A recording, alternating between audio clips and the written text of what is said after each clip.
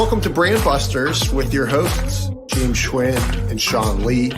Together, we bust open the latest in CPG, retail media, and life, or whatever the we want. And for today's episode, we got something special cooked up for ya. Extra spicy. Take it away, Sean. All right. We're here for episode 6 of the BrandBusters. Let's go. So today we're going to talk about some controversy that I'm seeing all over X and LinkedIn, which is the Amazon inbound shipment fees that just launched, and everybody's in a tizzy because it looks like it could just be a money grab from Amazon. We'll talk about that. And then we're going to dig into Walmart acquiring Vizio and whether or not we think it was a great acquisition or a so-so acquisition. And then we're going to end with some a little irreverent fun. We're going to brand bust the Manscaped brand and some of the fun antics that they've been able to do as they've had a tremendous growth story over the past few years. So we're excited. I think we're going to have a ball with that one, Sean. Yeah, exactly. You maybe might too. Be a little. Yeah, you might be a little. People might feel like we left them a little bare at the end of it. Yeah. Okay. That's great. So we'll talk about Amazon fees right to start. So March 1st, Amazon changed the way that they bring in inbound shipping for Seller Central. So anybody shipping product into Amazon, FBA or fulfilled by Amazon, Amazon said, they've telegraphed this since November, December of last year. They said that overall, all the fees that they're changing over the coming months, March, April, May, and June, should be about a 15-cent increase per unit for anybody that's sending stuff into Amazon and selling on Amazon, which, sounds pretty modest and, doesn't seem that crazy. But we're seeing a ton of people push back in backlash on Twitter and LinkedIn on the fees that started showing up on March 1st for inbound shipping. I own a company that sends in about 500,000 items a year to Amazon. We have not sent any new inbound shipping in yet, so I'm sure I'll be just as fired up in the next week or so when we start shipping it in. But basically what Amazon's trying to do is they're trying to get more regional so that they can deliver stuff faster to the end consumer. So before, you might ship to 1 or 2 distribution centers fairly close to your warehouse. When you were sending into FBA, Amazon would receive that product and then fan it out to, their 30, 40 different fulfillment centers that are closer to the consumer. But if you think about it, you were really only paying to send that. Like for us in Cincinnati, I'll send it to Indianapolis and maybe one other distribution center. Amazon receives that, and then the cost is on Amazon to move it through their network to everyone else, right? So it's only natural that someone at Amazon, put on their pocket protector and their glasses and looked at their Excel spreadsheet and said, hey, we could probably make some money if we push this back on the sellers versus us paying to move this stuff around. So now they're charging an inbound fee, an inbound receiving fee. They're changing some of the shipping that you would pay for them to pick up and bring it throughout. But it's causing quite a tizzy. And James, I'll share and read an example that I saw on Twitter recently. So let me share my screen with everybody here, and I will read it to everybody that's listening so that we can go on from there. So this is, and I do not know this person, Molson Hart on Twitter said, last week we paid Amazon $373 to restock our Amazon inventory. This week, Amazon's new system quoted us at $852. But that's if we want to split the products into 3 shipments. If we want to ship just one like we did before, it's almost $1,300. So for this person, they're saying that's about an extra $100,000 of extra costs per year. Yeah. I mean, that's pretty significant. I mean, I know that I'm going to be pissed off when I see our first bill for our VitaBox business that we own, which is an Amazon reseller. We ship quite a bit in, but it just goes to show that as Amazon gets pressure from Wall Street, and they're really, besides Walmart, the only player in the game, they can keep squeezing and pushing fees. I think this is the first time I've seen this much backlash. Amazon won't reverse course now, but I think you'll start to see in the coming quarters other fee reductions or things to appease some of the sellers, because this clearly is not sustainable. No, and Sean, like for all the private label sellers or just independent third-party sellers on Amazon, this isn't the P&Gs of the world that will feel it. By the end of the day, like this is not just a rounding error, like 100,000 Yeah, for a small cost. seller. Yeah, that's going to directly affect the companies, the bottom line, what they're able to pay their employees as well. So that'll be interesting. I think the other follow-on piece here is we also know there's their peak periods. So we know that the fulfillment rates go up typically around Q4. So how are there now surge periods for the inventory rate as well? So like you said, I'm sure they'll do something, but they want to set the precedent now. And then we'll kind of engineer it to a way that it still probably will piss off all sellers and all brands that are on Amazon. But this is Amazon 101. I mean, this is classic Amazon move, right? That's what they do. These are only going to increase. They're not going to decrease. Like they're going to find ways. They have to continue to uncover ways to drive up their revenue on marketplace. So you have to really, I think, be steadfast about how are you sourcing material, how are you advertising, what tools, how are you servicing the channel, because this trend is never going to go away. Not anytime. No. And Amazon what are their goals, right? They want the best price for their consumer, and they want to get it to them as quickly as possible. So what they're trying to do is like put the onus on the sellers to get it to DCs that are closer to the consumer. The other fee that they're rolling out in April, which will also piss a lot of people off, is a low inventory fee. So if you have inventory at a lot of the DCs that average below 28 days of cover, they're going to start charging you in a low inventory per item fee if you're not keeping enough stock there. So now you've got overstock. If you have too many days of cover there, they start charging you long-term storage. Now they're charging you low inventory. So sellers are really going to have to thread the freaking needle and forecast perfectly to make sure you're not getting hit on the low end or the high end from Amazon with additional fees. We call that being damned if you do, damned if you don't, Sean. Correct. I think the big challenge I see there is for a lot of sellers and brands, it's not always just on them forecasting poorly. It's supply chain. Their suppliers aren't getting things to them on time, so they might go into this low inventory mode. So with anything in business and consumer goods, or if you're selling a product, like it's not always just on you. There's external factors. And I think this is going to penalize people when their supplier is late to deliver something, or, a part is missing or an ingredient's missing that delays that time. Now you're going to start getting dinged for having low inventory at Amazon. So it's going to shift a lot to the sellers and continue to make sellers have to be on their game on how they're forecasting. But the thing they did say is during non-peak times, they are looking to reduce monthly storage fees. So they're not only taking increases, they're saying they're going to reduce monthly storage fees. TBD, I think it's going to be a big cost increase for a lot of people. I think it's going to be more than the 15 cents that Amazon is saying it's going to be. Frankly, they probably didn't even know until they rolled it out and started to see reactions, what the real case studies are going to be and the impact of this is going to be. So I've got an idea here, and if Andy Jassy's listening, definitely compensate Sean and I for this. But I will be curious. So as we're seeing different tier rollout, let's take it to the consumer now. We're talking about the impact on the brands. So I'm a Prime member. I know now you have the option, if you're especially getting multiple items, to either get it within the 24 to 48 hour window, or you could have it delayed a couple days later and have it come in fewer packages. I think they try to present it as like better for the environment and whatever, however they want to spin it. But are there consumers, do they now offer an alternative tier where you could pay more, higher tier from a Prime membership for like same day or within 24 hours, or are they going to start kind of bifurcating maybe the standard Prime memberships to, hey, you're now going to be 48 to 72 hours or later, which is still not that big of a difference. But I know some people in this need it now economy might make the incremental jump. I don't know what that price is, but we'll be curious if this correlates to the Prime membership offerings down the road. Yeah. And James, I am shocked that they have not done that to date, right? Yeah. If you think about it, they're already testing things out like that, where you get Prime Video with your Prime membership, but now you got to pay $1.99 a month to not get advertising.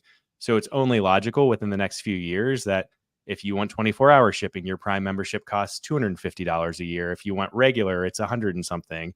If you want 4-day, it's $90, and they'll try push everybody into the higher tiers. Like, it's an only logical money grab in my mind. Like it seems like they could easily squeeze that out of people.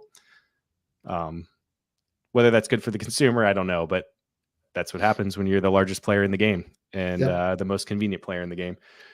I'll just tie this Amazon issue up in summarize. So if you look at what they're doing in March, they changed their inbound fees. So you can either pay a higher fee for them to receive it and check it in inbound, and then they'll distribute it out to their networks, or you can pay to ship it to multiple distribution centers as opposed to one or two. Either way, the costs seem to be dramatically higher than they were before. So it's putting more of the burden on the seller. Secondly, they're going to start charging low inventory storage fees. So if you're not keeping 28 days of cover or longer, you're going to be penalized and have to pay per unit. Both of these are cost increases on the seller. So what can the seller do? Most likely, in any normal market, the seller would raise their price and pass through that cost. But wait, with Amazon, they can suppress your buy box if your price is higher than on Walmart.com or some of these other marketplaces that don't have these same fees. So as Amazon's increasing their fees above the other marketplaces, they're not allowing you to increase your price above those marketplaces that have lower fees. So they're kind of squeezing the sellers on both ends. Hey, if you don't just eat the margin yourself, we're going to suppress your buy box and you're going to lose sales. So I don't see how this ends. We know that there's the antitrust issue that's going on with Congress and some of the lawsuits that are happening. At some point, it's going to break, right? Like Amazon can only push the sellers that they rely on. I think it's over 70% of their business is third-party sellers. You can only push them so far until they break. And, entrepreneurs are smart, right? They'll just go find another market, maybe a completely different market that isn't selling on marketplaces, and go innovate and find a way to make money, right? So if they push people too hard to where it just isn't worth the effort or work anymore, they'll go to other marketplaces. They'll just leave e-commerce completely. It's going to be fascinating to watch.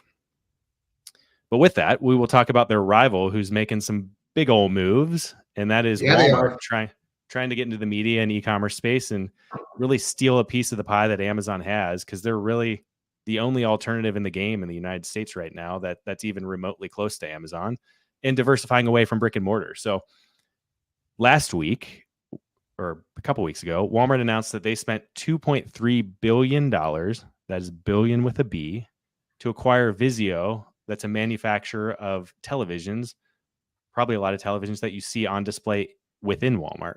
So I did a little bit of digging on that, and I said, hey, this actually might be really smart. Like, what's the reason that they made this acquisition? Why would they pay that much money? I thought to myself, Vizio probably sells most of their TVs through Walmart anyway, which, upon a little digging, 70% of all the Vizio TVs sold are sold through Walmart. So not that risky of a deal for Walmart, right? If they can just buy Vizio, not have to give the margin to Vizio, they can manufacture it, sell it under the Vizio name, and just sell it direct at the same price. They'll double dip on the margin and make way more money than both Walmart and Vizio were making when they were separate.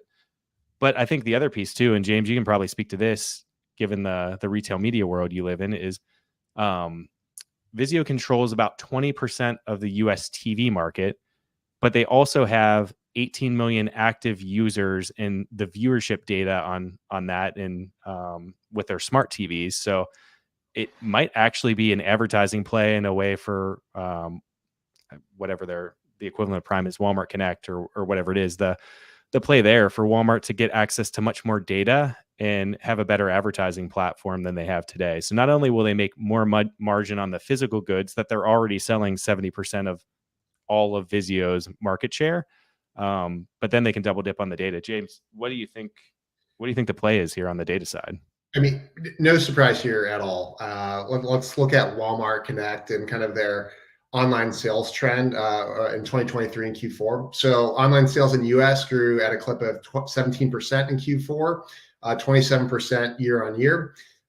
So in their total e-commerce sales in 2023 grew north of 100 billion. So this is definitely what Mythbusters would call a boom, not a bust. And for all the reasons Sean's bringing up, with the operating system that Vizio has, SmartCast, which has that 18 million subscriber base, which is up 400% since 2018, so massive. This is going to unlock better ways for attribution. So CFOs and marketers are going to be very happy. For those that are kicking the tires on advertising on Walmart Connect, I see a lot more dollars being shifted there. I think, Sean, we were talking earlier with this, there's now going to be more ad viewership data, tracking purchases to those ad views. And even more with this operating system, SmartCast, they already plugged in with 500 direct advertisers, with a lot of them being in Fortune 500. So the relationship's already there. That precedent is in place. So this is absolutely going to drive. I mean, no surprise. Amazon's ad revenue goes up. Walmart's ad revenue is going to go up, and I think this is an amazing catalyst to really push that through 2024 and beyond. Yeah, I saw an article where the Walmart CEO was basically saying he's a very risk-averse person, but willing to take the risk on this. I would actually argue that this is actually a risk-averse acquisition. It is. It seems like a pretty big slam dunk since most of the volume was already going through Walmart. But kudos to him for taking a risk and expanding into a new area.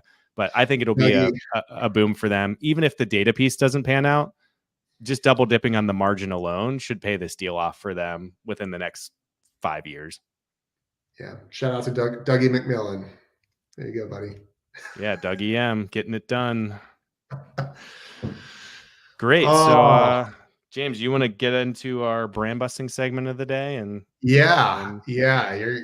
I'll take the floor here. So, if you're wondering, everybody, we're going down there with the brand Manscaped. So some of you may be aware and have seen some of their ads with Gronk in years past. I think a lot of you, especially dudes, are probably users or at least aware.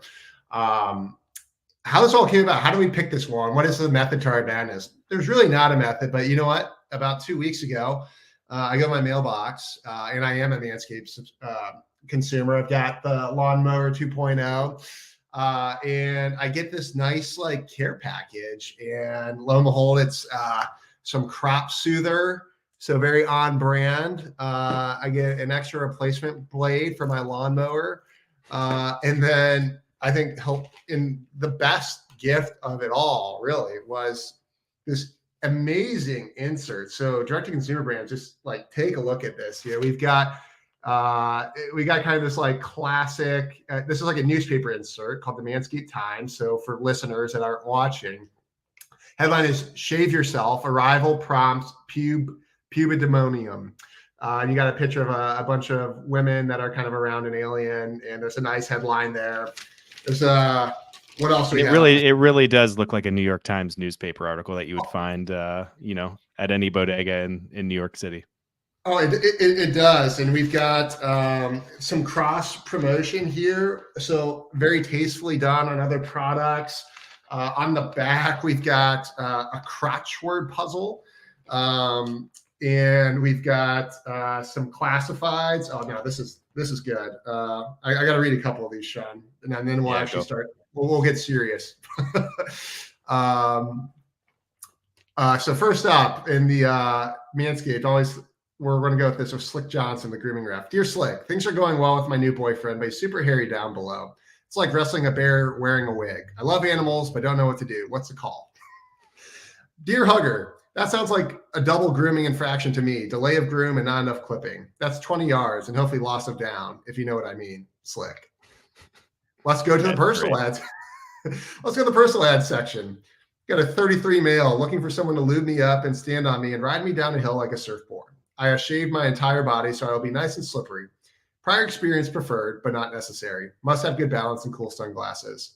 By the way, forgot to give the explicit warning for listeners. If you have your kids in the car, maybe earmuffs, but I digress. This is a lot of fun and a piece of direct mail. I mean, more or less that I held on to. Normally I throw that stuff right away, but this is very distinct, very emblematic of the brand story. So Paul Tran and team. It's disruptive. It's disruptive too. Like think about how much just terrible stuff you get from brands when they send you like a boring insert, nothing you care about. Like that makes you stop and look. Like it made you smile, it made you laugh. Like you're going to tell a friend about it, maybe tell like your roommates, your wife, somebody about it. Like, I think they freaking nailed it, man. Like Yeah.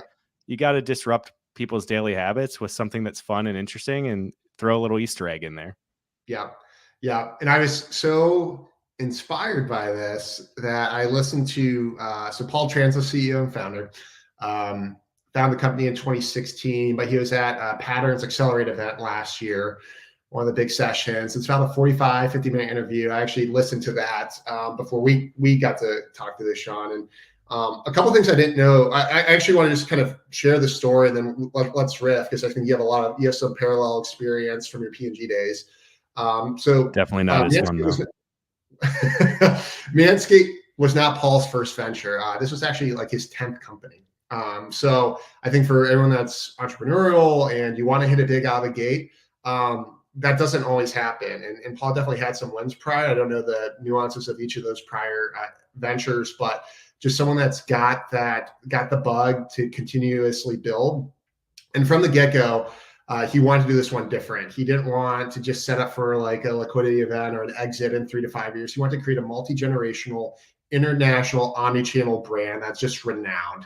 And he did it profitably. Within 5 years, went from $3 million to $300 million profitably. So it's insane. that's just unheard of. For folks listening, that usually doesn't happen, right? You normally take friends and family funding, VC funding, you throw a ton at advertising, you grow many years unprofitably, you hope you can get to scale to do it, or flip it to a Unilever, a Procter, or somebody else and make the profitability their problem. Yeah. Yeah. So, Spoiler alert. I mean, huge. More on those two big co's later.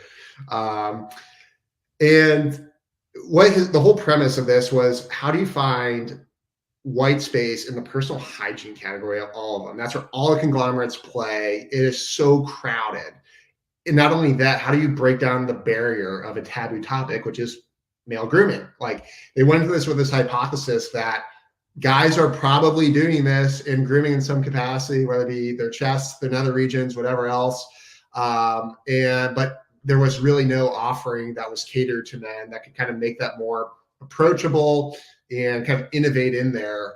And they went right after it. So D2C was the initial channel for them, but Paul knew from the get-go that omnichannel was going to be a must to meet customers where they were at any given time. So the way Paul, I understand, foreshadowed his channels was D2C number one, because that's where you own the story and those are your customers directly. Yeah. You had the most control, not just from a packaging standpoint, but the entire customer journey and experience there. Second priority channel, marketplaces. This is where most customers are. If they're not aware of your brand, this is where you can find them. And the third was retail, because your story is only limited to your packaging. Maybe if you do an end cap or some type of display, but you don't get to really give your unique value prop in any other capacity. That's what you're beholden to. Yeah. Sean, before I go further, like, how did you think about that? Like, with retail, I know you did this with, Old Spice, but even with Zevo, like, did you feel like you lost owning that brand story, in retail versus digitally? Oh yeah, you absolutely lose it. And it becomes a more general relationship with the customer once you're in mass retail, right? So I think he did it right, which is something that I've seen successfully implemented over and over again. But it's like, use D2C to drive your initial awareness, find your core tribe of fans, and then iterate too, right? It may take you a couple years of D2C to get the product right and work out all the kinks that if you launched in retail, you might find, hey, my product has a 2.5-star review because I missed some huge thing. D2C allows you to find your fans, get that feedback early, improve the product. I think they even treated it like software, right? Isn't there like a Manscaped 1.0, 2.0, things like that? So yeah, use that feedback early on from your best fans, make the product better, then go to a marketplace, right? And start spending in advertising for D2C in your marketplace. And you raise your awareness to a point where, hey, maybe 10%, 15% of all America is already aware of you. So if you go to a Target or you go to a Walmart, you're not starting from nada, zitch, zero. And at least some people, when they see you on the shelf, are like, oh, I've heard of this brand. Let me pick up the package and look. But once you're on shelf, people have to be aware of you outside of retail, and you have to drive them in there to buy, or your packaging really has to work hard for you, but you don't have that much space to tell your story. So I really love the approach. I think it's the right approach for most brands, which is D2C, then marketplaces, get the data that makes sense to present to a retailer and find the right zip codes and stores that overlap with your customer.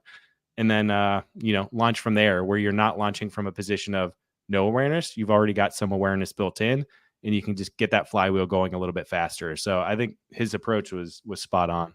Yeah. And you bring up brand awareness. These guys achieved a 79% brand awareness of all men and women aged 18 to 35. So kind of like right in their core demographic. Obviously, people older probably use those products, but I mean, that's amazing to have that level of brand awareness. And how they did this, he actually created a like customer focus group, and like, okay, this wasn't early days of Facebook. This was in the late 20 teens, but created a consumer focus group via Facebook called the Manscaped Ballers. And there is an application process. So they weren't just accepting anyone. It was a little bit rigorous. They had to kind of be screened and vetted.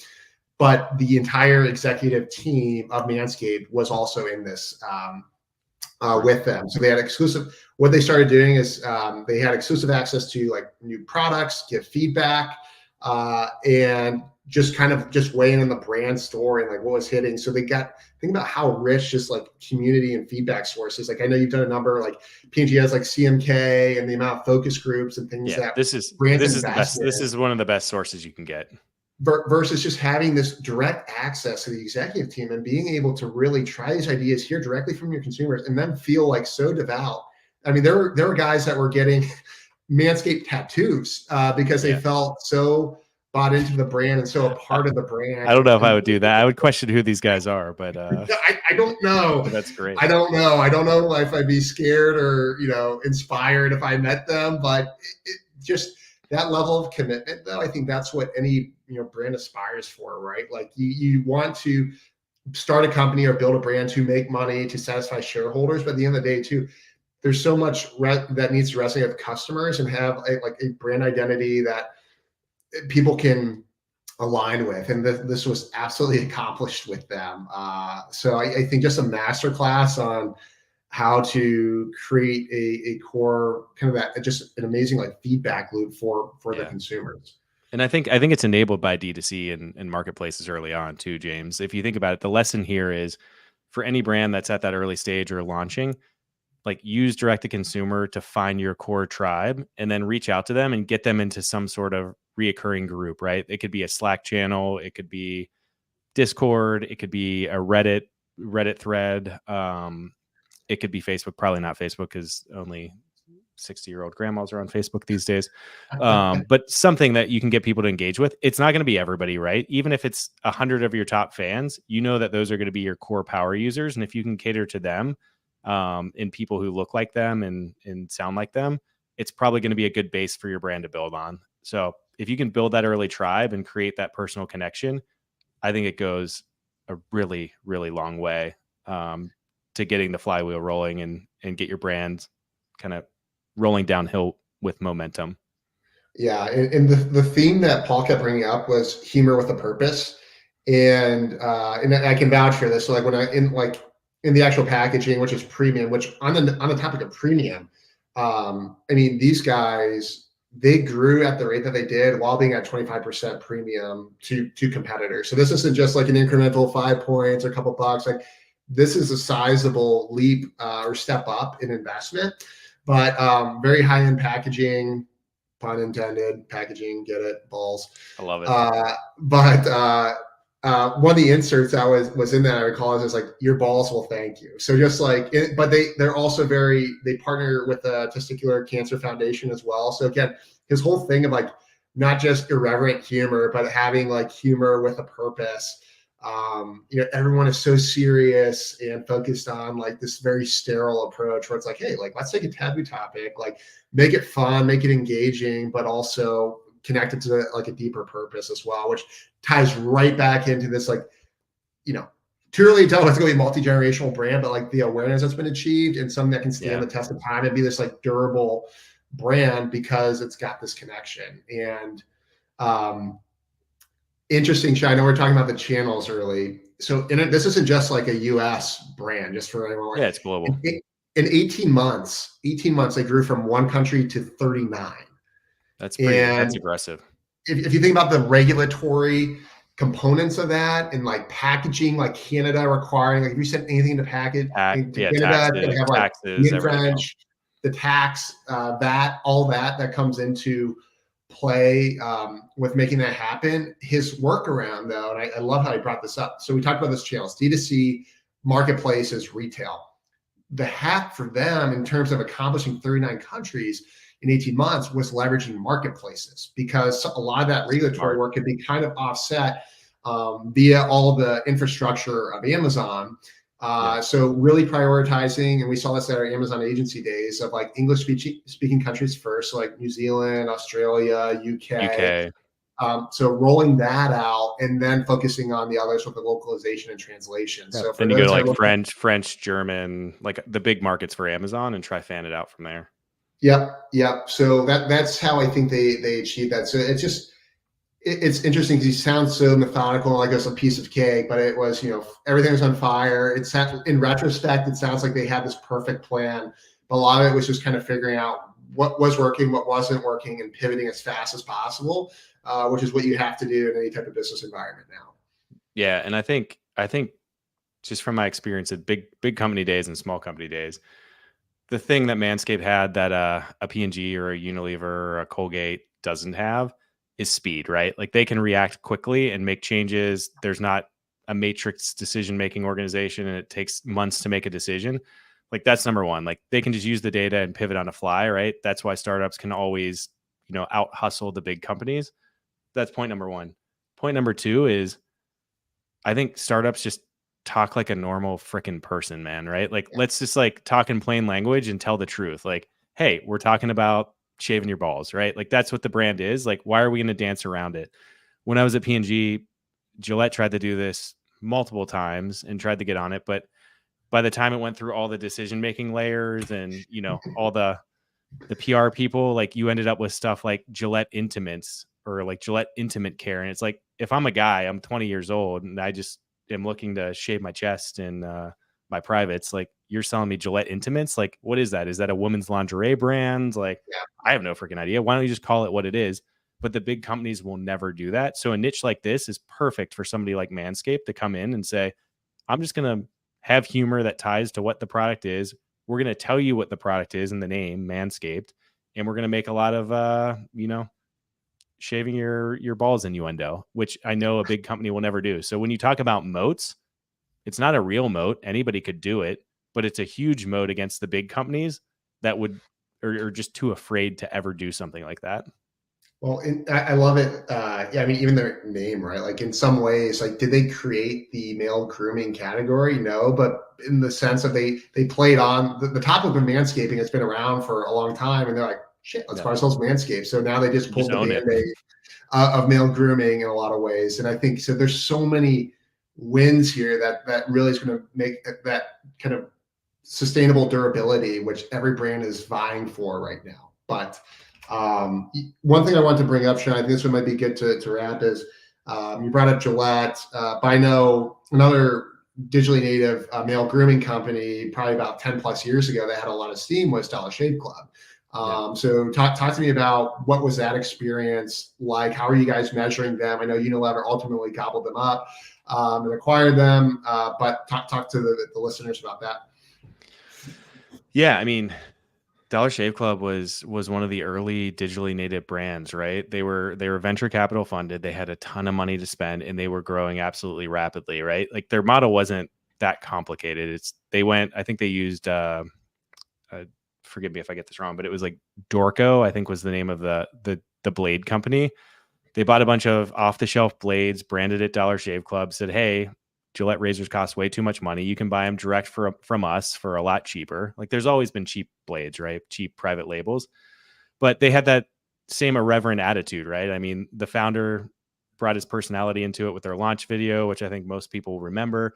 Then they really played on, hey, why are all these razors locked up in the store that you got to go get somebody to open up the case for you? Like they really like went big with that and just started punching Gillette in the face. So, Gillette swirled. At first, they didn't take Dollar Shave seriously. It was a joke internally. Then it said, hey, we need to launch our own Gillette Shave Club, which you don't need to do. Like, for anybody listening, do not make that same mistake. You already have 100% distribution. You do not need to launch your own shave club. So they just never really figured it out, right? But the dirty secret of Dollar Shave Club is they had taken all this venture capital funding at a time when Facebook ads were very cheap, in TV. They were buying a lot of TV. So they were spending more on advertising, or as much on advertising as Gillette, but didn't have the volume or the business to justify it, right? So they were just losing a ton of money pumping all that into Facebook and TV advertising to inflate top line growth, which worked because Unilever ultimately bought them. But what did Unilever do when they bought Dollar Shave Club? They took the Manscaped approach. It's like, great, we've got this direct-to-consumer business that sells on Amazon and their D2C site. Now we're going to go use Unilever's distribution network to get it into Walmart, Target, Kroger, CVS, Walgreens, which they went and did. But once it got to the shelf, I think it also, once the founder left, the personality of the brand left and nobody knew what it stood for, right? So then you just became kind of the cheap discount razor brand. They rebranded the DSC. I don't think anybody really knew what they stood for. And that irreverence that initially brought them fame, they walked away from. So fast forward to, I don't have the exact data in front of me, but Unilever didn't disclose the amount, but they sold Dollar Shave Club to a private equity group they acquired them for $1 billion. My guess is sold for millions, not $1 billion, and probably retained some ownership in it. But that's a huge fall from grace, right? To acquire for $1 billion, take it to retail, lose the character of the brand, and then sell it back to a private equity firm for, pennies on the dollar. So I think it goes to show, like, you got to have the vision, you got to have the team that knows what they're doing. I think the slow build it generationally over time approach that Manscaped took is the right approach. When we launched Zevo, we did the same thing, which was kind of weird for a big company to do. And I fought a lot of people on not going big, but it was D2C year one. We partnered with Home Depot and HomeDepot.com year two, Target year three, Walmart year four, so that you could sustainably grow it and build your fan base and iterate and get it right. I think that was a mistake that a lot of these D2C brands make, is they go way too big and don't have a profitable business model. And then if you're not profitable early on, you're going to compound your issues when you go to retail, because margins will get squeezed and the complexity only gets bigger. Always have cash. Don't be over levered. Don't be over levered. Yeah, that is true. Cool. Well, I think James and I probably need to go manscape ourselves so that we can go out for a fun little Friday. Not together. Fun little Friday evening, right? What are you doing later? I might have to try out the brand. I still use my P&G runs deep, I guess. I still use my little Gillette version that does the job, but isn't nearly as fun. Isn't Manscaped? I probably got it for free in a P&G Christmas box one year. So that just goes back to me being cheap. All right. Cool. Well, thanks everybody for listening. We will be back next week with a new episode of the BrandBusters. I appreciate everybody's time today, and hope you learned something.